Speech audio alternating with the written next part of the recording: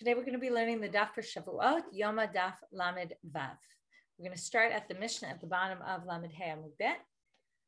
Balo Etza Paro. We're talking now about the Avodat Kohen Gadol and Yom Kippurim. This is what the Kohen Gadol does in Yom Kippur. It's the special service that he does, where first he's going to start with a bull offering that's meant for him and his family. So he comes to his par, Uparo Haya Omeh Ben Ha'olam LaMizbeach. So the par is standing. I'll show you exactly where on our map. So the par is standing. Okay, we come in again on the eastern side and we go through the Ezra Yisrael, then the Ezra Kohanim. We get to the altar. Beyond the altar, before we get to the Ulam, which is the entranceway, the hallway that leads into the Echal, the sanctuary, we have this area called Bein Ulam LeMizbeach, between the Ulam and the altar. Literally, it's what it is. We're going to say now that that's where the par is standing. We're going to see in a minute that it's on the northern side of the room, which on our map is at the bottom, right? We always say this map is flipped. It's a little bit strange. North is at the bottom. The northern side of the room. Why on the north? Because it's called Kodshe Kodshim. It's our the holier types of sacrifices always have to be slaughtered in the north. So we want the animal to be on the northern side. So it's between the Ulam and the altar, right? Now, Rosho ledarom upanav lema'arav. So the animal is standing. I'm going to have to figure out exactly how he does this. But the animal standing with his head, Rosho ledarom, his head is facing southward, like his body is going north-south direction, but his face is facing west, which is toward the sanctuary and the Kodesh, the holier part. So we'll have to figure out in the Gemara exactly how we do this. Then we have Va'kohen omeh b'mizrach upanav lema'arav. Now the Kohen is just basically facing the sanctuary. He's with his back to the east and his body facing the west. Somech shtei yadav alav. Now he does what we call smicha, where he puts his hands on the animal and he puts his weight on. It's one of the things that is done for many sacrifices. We'll talk about it more in the Gemara. Umitvadeh. And while he does the smicha, he does vidoy, confession. The kachaya homer, what's the language of his confession? Ana Hashem, I, God, or please God, aviti pashati chatati lefanecha. I sinned. 3 languages of sin. We'll get into the Gemara what the difference is between them. In front of you, ani ubeiti, me and my family. Ana Hashem, please God, kaperna lavonot ulapshaim velachataim she'aviti v'shepashati v'shechatati. Okay, please atone for my sins, right? Again, 3 different kinds of sins. Avonot, psha'im, and chataim. It's the same as the verbs. Aviti, pashati, chatati. Sha'aviti, v'shepashati, v'shechatati, lefanecha. Okay, so he says again, right? So first he says, I did this. Then he says, atone for what I did, that I did these things. Ani ubeiti, me and my family. Kapatu b'torah Moshe avdecha, as it says in the Torah of Moshe, ki bayom hazeh yechaper. Right, because the whole verse says, because on that day God will atone for all the sins. Right, God will purify us from all our sins. And then the people, when he says God's name, the people answer Baruch Shem Kivod Machuto Leolam Va'ed. Okay, right, which is a way of saying blessed is God's name. Gemara starts off with a question. Man Shamalei Da'amal Ben Ha'ulam V'Lamizbeach Tzafon. Who's the one who says that between the Ulam and the Mizbeach is considered north? Okay, now what do you mean? Of course it's north. In other words, as long as you're on the northern side. But what they mean is, which is the area that we call north when we say that Kodshe Kodshim, Shchitatam B'Tzafon, they have to be slaughtered in the north? What, the whole north area of the room? No. So which area is it exactly? We're going to see there's a debate about which area. Okay, I want to just already show you that if you're standing at the altar and you're facing northward from the altar, there's the area called the Beta Khalifa. If you look carefully in here, you see these rings. Okay, those rings are the rings that they use to slaughter the animals. So the main section where generally the animals were slaughtered were opposite the altar toward the north. And as go from the edge of the altar, go northward, everything parallel, right, in that area of the altar. Okay, again, we're talking this area from the altar straight to the north wall. That's really the basic opinion of north. Now we're going to see there's actually 3 opinions about what's considered north. So who's the one who thinks that Bein Ulam LeMizbeach is Tzafon? Rabbi Elazar bar Rabbi Shimon, they say it must be Rabbi Elazar bar Rabbi Shimon. Why? Tanya, as it says in a Breita, we're going to see three opinions. Ezehu tzafon, what is considered tzafon? Mikir shel mizbeach tzafoni, from the northern wall of the altar. V'ana kotel azara, that's what I showed you before. All the area opposite, which is where the Beit Mikbachayim is, that's the obvious. Ukineged kol mizbeach kulot tzafon. So basically, the whole length of the altar going toward the northern wall, that's going to be tzafon, or width of the altar, however you would say it, depends on your perspective. Divrei Rabbi Yossi b'Rabbi Yehuda. Rabbi Elazar b'Rabbi Shimon masif af ben ha'olam lemizbeach. So he says we add here also between the ulam and the altar. In other words, right? He says it's not just north, the part opposite the altar and going across. It also includes that whole area. Just move over to the side a little bit, and it includes also the area that's in the northern side between the ulam and the mizbeach, right? The whole next section before you get to the line of where the ulam is, which is, again, the entranceway into the sanctuary, the hallway area before you get there. Rebbe Mosif, Rebbe adds, af bekom drisat raglei hakohanim, af bekom drisat raglei Israel. He says, not only that, but I'm going to add even to the east, right? The second opinion added more westward. He's going to say, go even more eastward. Go all the way to the wall where you go in from the east, from Shar Nikanor, Ezra Yisrael, Ezra Kohanim, that whole area, as long as you're in the north there, you're fine. So he adds even that. So now we said it must be Rabbi Elazar bar Rabbi Shimon because he talks about Bein Ulam LeMizbech. Before we even get back to there, though, we're going to say one more thing. The Breita says, Aval mina chalifot v'lifnim hakol modim shepasul. What are the chalifot? So in the ulam, you see the ulam is much longer than, right? It's the width, right? It goes widthwise much more than the heichal. And the part that's extra at the top and at the bottom, and it's on the north and on the south side, there's an area of 15 cubits called the Beta Khalifa. Okay, both the top and the bottom.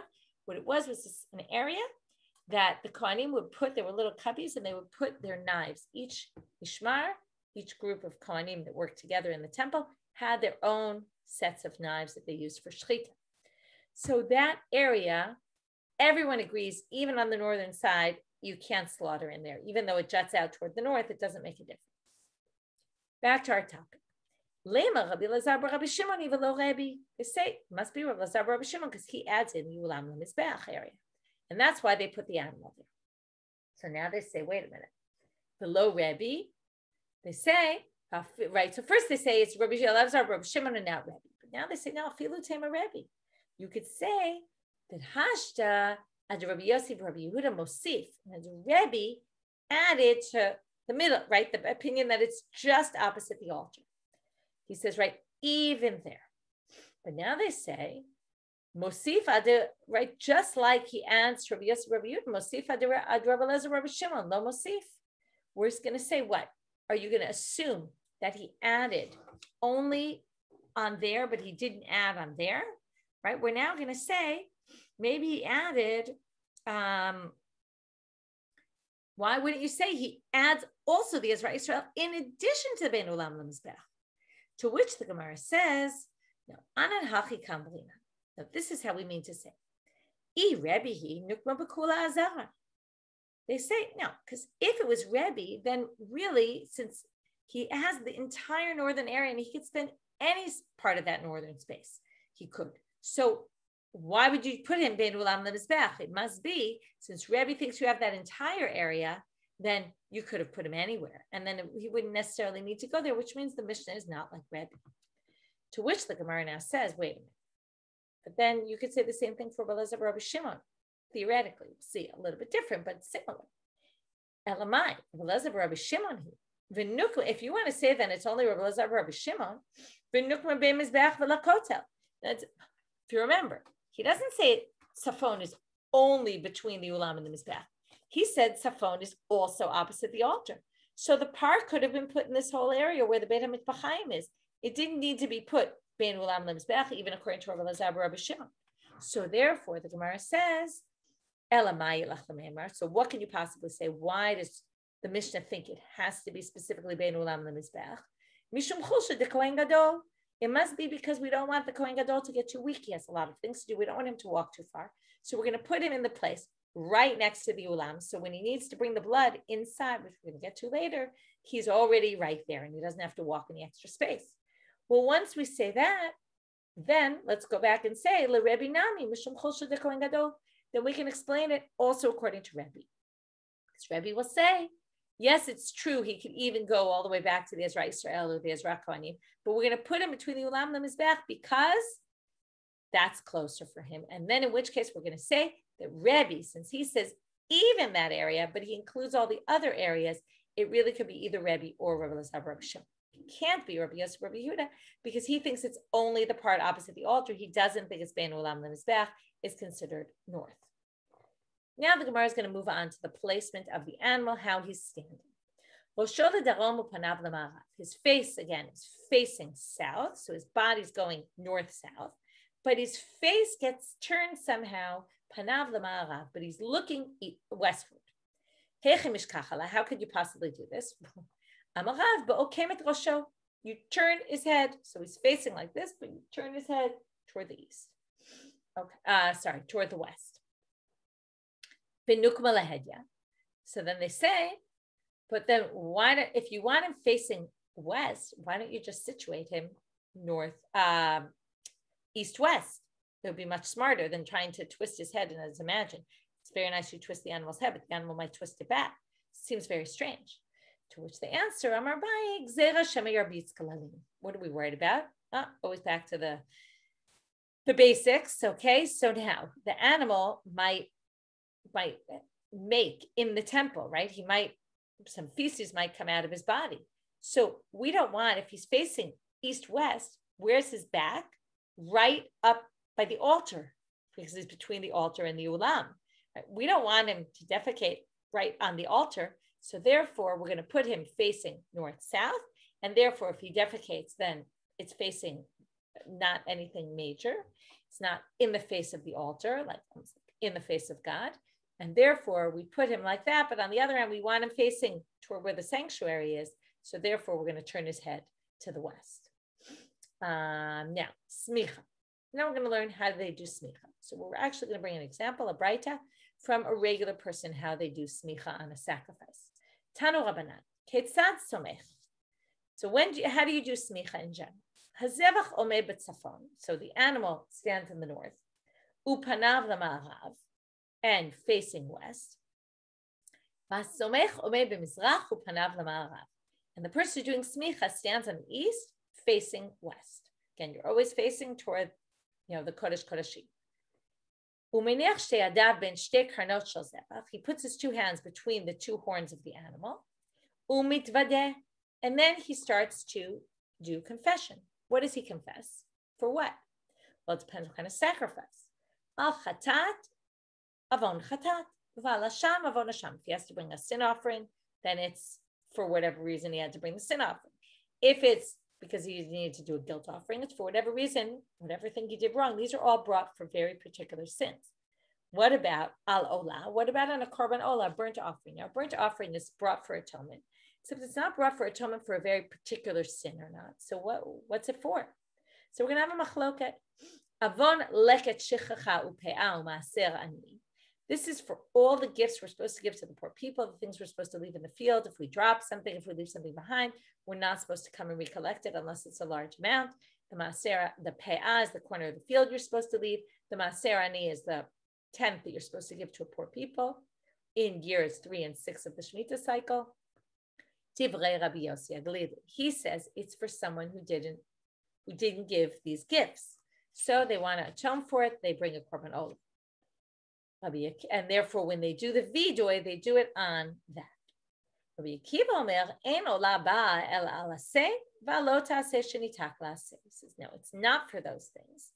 Okay, it's for sins that are either I didn't do a positive commandment, where there's no punishment. These are things that have no other punishments.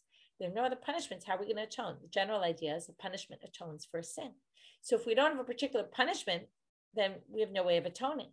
So therefore, we're going to find things that don't have punishments associated with them, like positive commandments. If I just don't do a positive commandment, other than Pesach and Brit Milah, which you actually get karet for, none of the others really have sins associated, punishments associated with them. Or a lo taseh shenitak laseh. If you have a mitzvah where you're supposed to do something, and if it says don't do this, like don't ignore a lost item and not return it to someone. And then it says, Hashev Teshivim, return it to them. So if you ignore it and you don't deal with it, you don't actually get lashes for it, because the Torah has a fix for it, has a way to, it's like a punishment, it's a way to fix it. But you don't need a punishment to fix it if the Torah already gives you a solution for how to fix it. So you don't actually get lashes for that. Since you don't get lashes, you need a way to atone, assuming you didn't fix the problem. Therefore, you're going to bring a korban olah for that. So what's the root of their machloket then? Whether it's maaser ani and leket shikha and peah, or whether it's this aseh and lo taseh shenitak laseh. So Amar Rabbi Yirmiyah, the lav de nevela kamiflage. The real machloket is about the lo taseh of nevela. How so? Okay, and they're going to say the lo taseh of nevela is like leket shikha and peah. How? So first you have to understand the verse about the nevela. The pasuk says, "Lo tuchlu kol nevela." Don't eat any nevela. And then it says, right, nevela is a dead body, an animal that dies without a proper slaughter. It says, "Lager asher b'sharecha titnana." Give it to a non-Jew. Right, ger is an interesting word. Usually means a convert. Here it doesn't exactly mean a convert. It means someone living in your community that's not Jewish. Give it to them. Fachala. Okay, it's usually someone who keeps some of the basic commandments. That different types of gerim. They can eat it. Again, not a convert who converted to Judaism fully. Oh, because they obviously can't eat a nevela. Oh, machor lenochli, or sell it to a Gentile. So this is like a lavanitak laseh, but it's not exactly. It's like it because it says, don't eat it. Instead, do this. Sounds kind of like a lavanitak laseh. The problem is, not exactly. Why not? Because usually, like, find a lost item. So if you find it and you ignore it, right, you're supposed to return it to someone, right? That's your solution. So you might have ignored it, but now go deal with it. But this, what's the problem? It says don't eat it. What if you already ate it? If you already ate it, you can't fix it. The fix doesn't come after you did the prohibition. If you ignored a lost item on the street, you can fix it by picking it up. If you ate it already, then it's gone. So lo tochlu kol nevela can't be fixed by go sell it or give it to someone.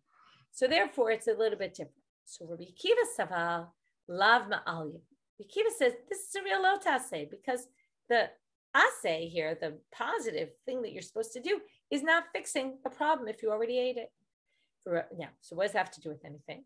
Well, then we're going to say if leket shikha and peah are the same thing, which they're similar, because there it also says, right, you're not allowed to take the stuff, and then it says la'ani v'lager ta'azovotam, leave it for the ani and the ger. Now, if you already took it, can you fix it by leaving it for them?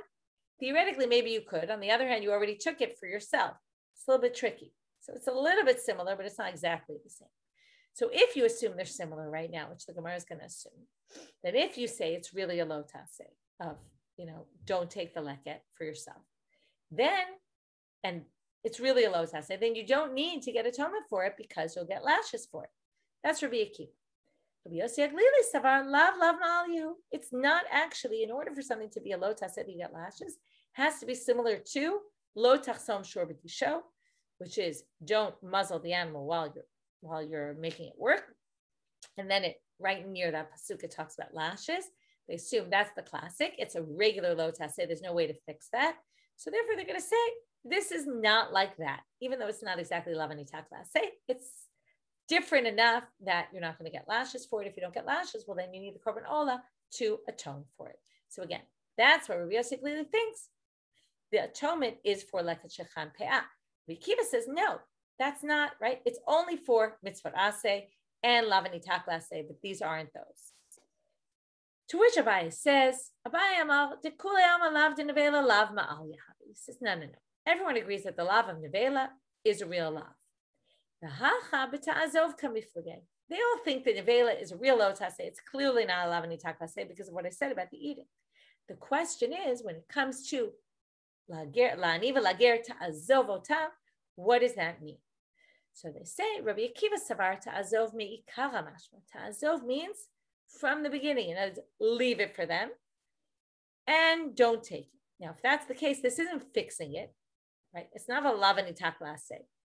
You have don't, right, leave it for them and don't collect it. So that's not fixing the lotase. The Rabbi Yossi, and therefore, it's a regular lotase you get lashes for. Rabbi Yossi Glil the Savar hashtamash. Rabbi Yossi Glil says no. It means now, meaning now you have to leave it, right? Even if you met in the event that you messed it up, now you have to leave it for them and let's go back and fix your problem. Then it becomes a lavanitak lase, in which case that's why we need to atone for it, because there's no other way to atone. There's no punishment. Tanu Rabbanit. Kitzad mitvadeh, new topic. How do we do vidor? This we saw in the Mishnah. Aviti, pashati, v'chatati. This is what we saw in the Mishnah. Right? First aviti, then pashati, then chatati. Again, I'll tell you in a minute. The Gemara will tell us what the definitions are.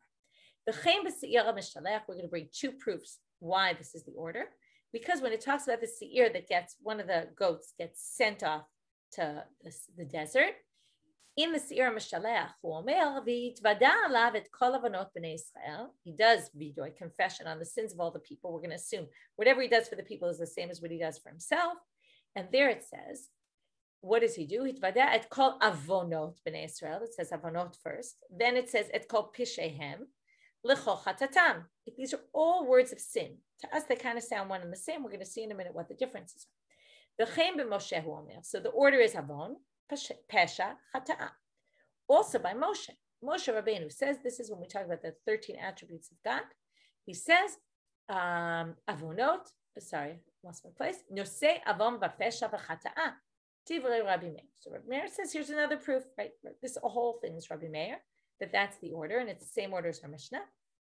It says, God uphold, right? He pardons our avon, our pesha, and our chata. Chachamim omrim, rabbis come and say, no, wait a minute. Something doesn't make sense here. Because why? Avonot, what are avonot? Elus don't know. That's what we do on purpose. Right? A sin we do on purpose. How do we know this?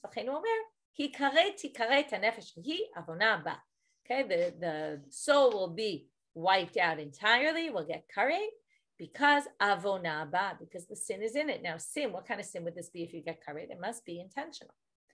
Next. Now we're going to understand what pesha is.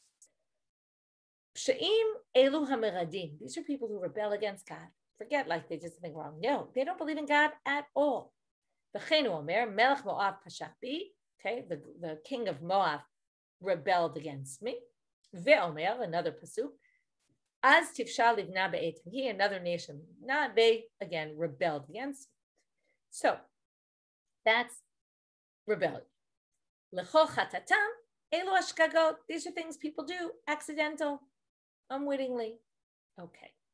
V'chenu omer, how do we know that? Because it says in the Torah, nefesh kitachta b'shkaga. You have chet and you have shkaga, accidental, unwittingly. So, now here comes the rabbi's question. The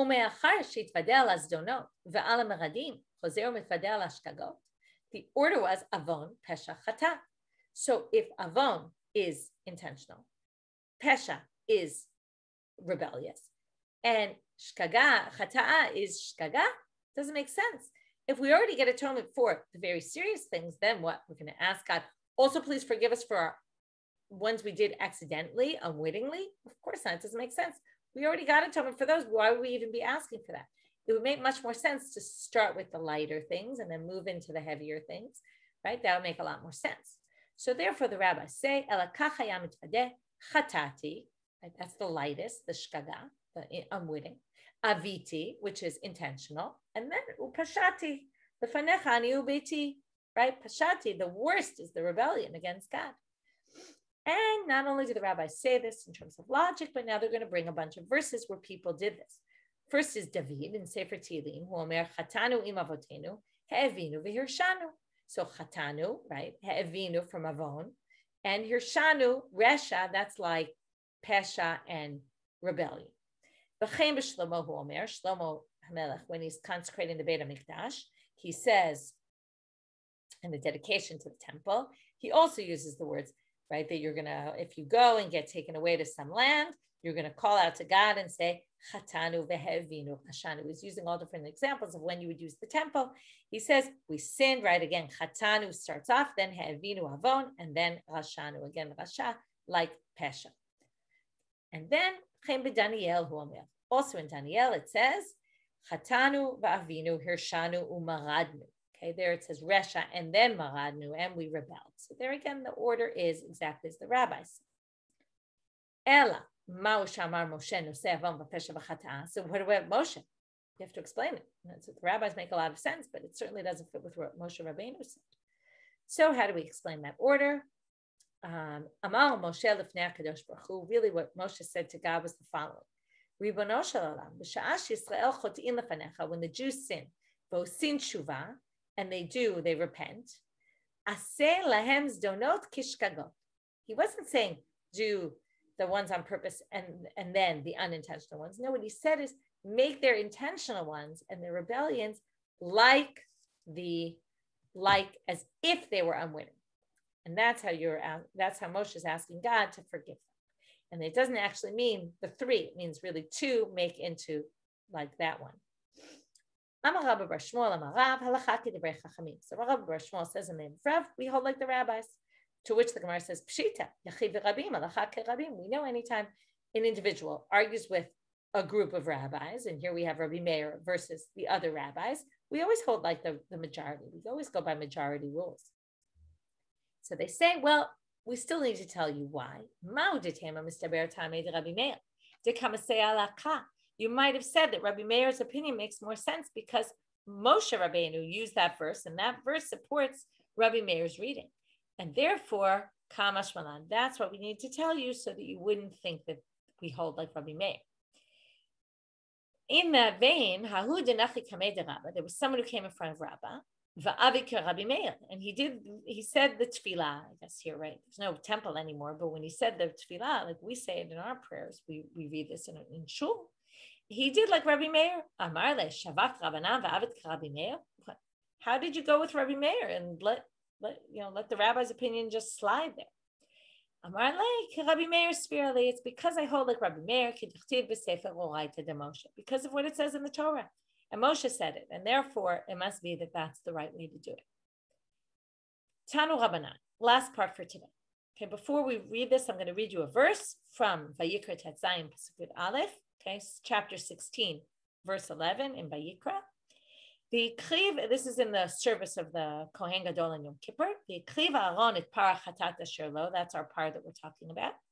V'chiper ba'ado u'ba'ad beito. He receives atonement he does some act of atonement for him and his family. V'shachat et parach chatat asher lo. And then he slaughters it. And when it says ikriv, he brought it close. Okay, probably brought it to where it's supposed to be standing, which we saw. Ben ulam lemizbech. Then he does atonement, and then it says he slaughters it. So the Gemara brings us Braita, which is like a midrash halacha. It probably is a midrash halacha. I didn't look up the source, but it says here v'chiper v'chaparat dvarim hakatuv medaber. What does it mean he atoned? He did confession, like we've been talking about. Okay, kaparat dvarim means he's spoken atonement. But to which the Braita now says, and this is a classic structure of a midrash halacha, where it says something and then it questions it and then it's going to prove it. Ata omer b'kaparat dvarim. You said it's atonement with words. Oh, eno ela kaparat damim. Maybe it's atonement with blood. Maybe how do we usually get atonement from sacrifices? We sprinkle the blood. Maybe he sprinkles the blood. So they're going to give us two reasons why it can't be. I'm going to do a dan. I'm going to rule. And usually what they mean here is I'm going to bring a Gzera Shava, where I learn one thing, the same words appear in two different places. I'm going to learn one from the other. Ne'emra kan kapara, it says that here in our pasuk, right? The word v'chipel. V'ne'emra lahalan kapara, it also says it by the seir that we send Lazazel to the desert, right? According to the Gemara, we throw it off a cliff. Get to that later. But you don't slaughter the animal and you don't sprinkle any blood. So therefore they say, there it must be, you do veto it, confession. Therefore, therefore the same thing must be for the pal. Ve'im nafshecha lomar, if you want to say, you don't buy that. Okay, and if you don't agree with me on that, I'll bring you another proof. Look at the verse. The verse says, "He kliva aron et parachatata shelo v'chiper ba'ado ba'abito." Right. 1 is bring the animal. 2 is do the atonement. 3 is right slaughter the animal. So how could you possibly say you sprinkle the blood before you slaughter the animal? V'adayin lo nishchat hapal. It wasn't even slaughtered yet. Okay, so obviously it's clear that the kapara there is confession. To which the Gemara asks, why do you need to bring the second answer? Your first answer was pretty convincing. We had Xera Shava, that worked. So they say, well, if you want to say, the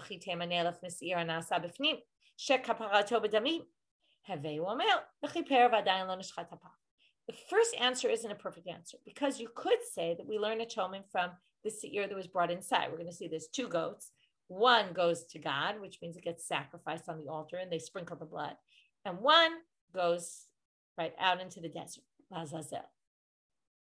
So you might have thought maybe we'll learn it from the other seir, the one that is actually sacrificed, and maybe it really does mean sprinkling the blood, and therefore they bring this other proof from the verse itself where it's clear that it's not talking about sprinkling the blood.